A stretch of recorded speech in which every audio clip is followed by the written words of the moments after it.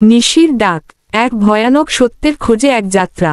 ঢাকা শহরে বসে রাত 2টায় হঠাৎ ডাকঘরের একটা পুরনো খাম পায় রিমন। খামে প্রেরকের নাম নেই, খোলা চিঠিতে লেখা, তুই একবার ধুলিডাঙ্গায় গেছিস, কিন্তু সত্যিটা দেখিসনি। এবার আয়, নিশি তোর অপেক্ষায় আছে। না এলে ও তোর সব কেড়ে নেবে। নিচে লেখা ঠিকানা, চণ্ডীপুর গ্রাম, দক্ষিণ সুন্দরবন।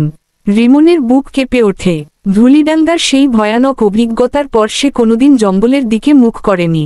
তবু এবার সে সিদ্ধান্ত নেয়, শেষ করে ফেলতেই হবে। চণ্ডীপুর নামটা কোথাও খুঁজে পাওয়া যায় না ম্যাপে। স্থানীয় এক মাঝির সাহায্যে নদী পার হয়ে রিমন পৌঁছায় গহীন এক জায়গায়, যেখানে কুয়াশা দিনের বেলাতেও ঘন। গ্রামে ঢোকার সময় এক বুড়ো পুরোহিত তাকে সতর্ক করে, রাত 11টার পর যদি বাঁশঝাড় থেকে কারো গলা শুনিস, উত্তর দিবি না। ওরা বেঁচে নেই, কিন্তু খুঁজে ফেরে আত্মা। রিমন হেসে উড়িয়ে দিলেও তার ভিতরের কাঁপন থামছিল না। গ্রামের শেষ প্রান্তে একটা পরিত্যক্ত কুঠিবাড়ি। বাড়ির ভেতর ঢুকতেই রিমন দেখে, দেয়ালে ধুলো জমে থাকলেও একটিমাত্র আয়না একদম চকচকে। সে যখন আয়নায় তাকায়, দেখে পিছনে একটা কালো ছায়া দাঁড়িয়ে আছে। ঘুরে দেখল কেউ নেই। সে আয়নায় হাত রাখতেই হঠাৎ একটা মেয়ের করুণ কান্না শোনা গেল। তারপর আয়নায় সেই মেয়ের মুখ স্পষ্ট দেখা গেল, চুল এলোমেলো, মুখে নখের আঁচড়, চোখ দুটো রক্তাক্ত। মেয়েটি বলল, আমার নাম ছিল কৃষ্ণা। নিশি আমার আত্মা নিয়ে গেছে। ও ফিরে আসছে, এবার তোর জন্য। রাত 11টা, বাঁশঝাড় থেকে আবার সেই গলা, রিমন, আমায় বাঁচাও, আমি কৃষ্ণা। রিমন এগোতে থাকে। হঠাৎ পেছনে একটা ঠান্ডা নিঃশ্বাস। তুই ভুল করছিস রিমন। ঘাড় ঘুরিয়ে দেখে, মুখহীন এক নারী। তার শুধু চোখ আছে, টকটকে লাল। সেই নিঃশব্দে হেসে উঠে হাওয়ায় মিলিয়ে গেল। পরদিন কুঠিবাড়ির নিচে মাটির ভেতর থেকে একটা প্রাচীন সিন্দুক খুঁজে পায় রিমন। তার ভেতরে এক পাতা পুড়ে যাওয়া চুক্তি।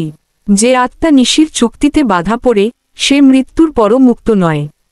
চক্র চলতেই থাকে, যতক্ষণ না কেউ স্বেচ্ছায় আত্মা দেয়।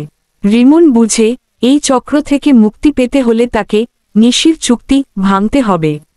এর মানে, মুখোমুখি হতে হবে নিশিকে, তার খেলার নিয়মে। নিশির খেলা শুরু হয় মধ্যরাতে। সে রিমনের চারপাশে বিভ্রম সৃষ্টি করে। একসময় সে দেখতে পায় নিজের মাকে, মৃত দাদাকে, এমনকি নিজেকেও। সবার মুখে একই কথা, চলে আয় রিমন, একবার শুধু চোখের দিকে তাকাস। রিমন চোখ বন্ধ করে আবার মন্ত্র আওড়াতে থাকে। কিন্তু এবার কাজ হয় না। নিশি নিজে সামনে আসে, এক লম্বা, সাদা শাড়ি পরা নারী, যার পা উল্টো, চোখ অন্ধকার গহ্বরের মতো। সে বলে, তুইই শেষ, আমাকে স্বেচ্ছায় আত্মা দে, তবেই বাকিরা মুক্তি পাবে। রিমন নিজের শরীর ছেড়ে উঠে দাঁড়ায় আত্মার রূপে। সে দেখে, তার শরীর কুয়াশার মধ্যে দাঁড়িয়ে, নিশি তার দখল নিতে যাচ্ছে। সে ছুটে যায় আয়নার দিকে, যেখানে কৃষ্ণার আত্মা তাকে মন্ত্র শেখায়। জ্যোতির্ম আলোতেজ নিশিচরণ বিদারয়, এই মন্ত্রে চারদিকে আলো ছড়ায়। নিশির ছায়া গলে যেতে থাকে। কিন্তু সে চিৎকার করে উঠে, আমি শেষ হইনি রিমন, আমি তোকে নিয়েই ফিরব। একটা ভয়ানক বিস্ফোরণ, আর সব অন্ধকার। রিমন জ্ঞান ফেরে হাসপাতালের বেডে। ডাক্তার বলে, সে একা অজ্ঞান অবস্থায় সুন্দরবনের একদম প্রান্তে পাওয়া গেছে।